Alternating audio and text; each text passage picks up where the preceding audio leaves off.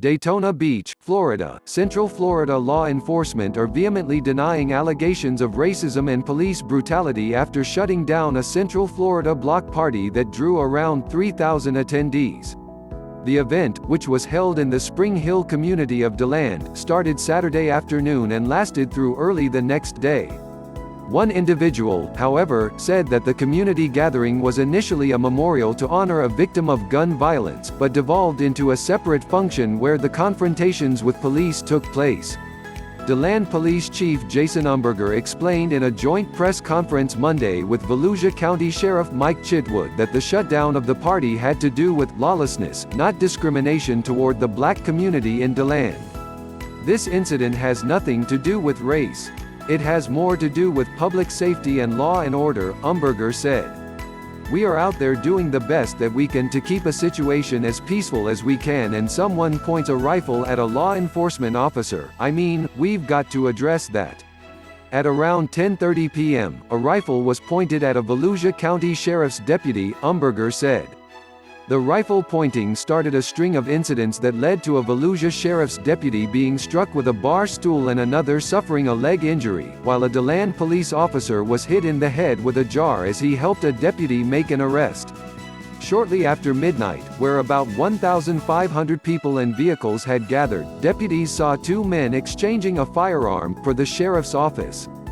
Those men, Charles Turner and Alfonso Parker, were later arrested.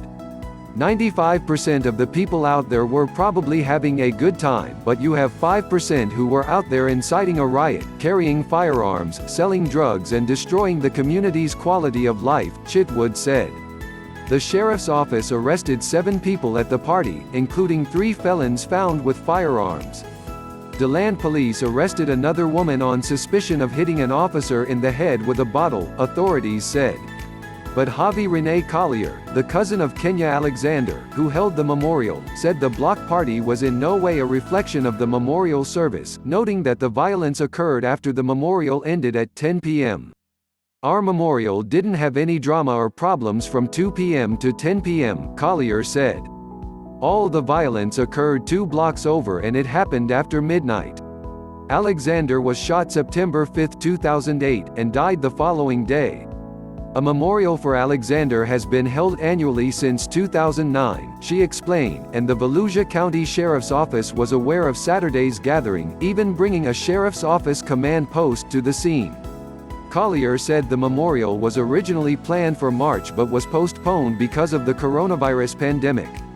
But once county officials started opening the beach last week, they believed it was okay to hold the memorial.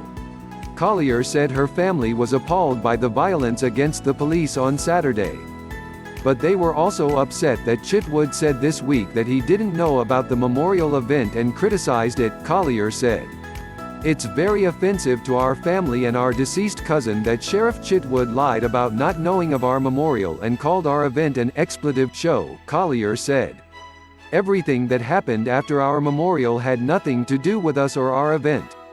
The roving block parties that followed, leading to the violence against law enforcement, included people who were at the memorial," Chitwood said. Officials on Monday said no authorizations were issued for the event by either the city of DeLand or Volusia County, officials said.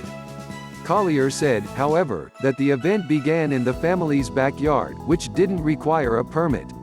"Nothing about that is illegal at all," Collier said.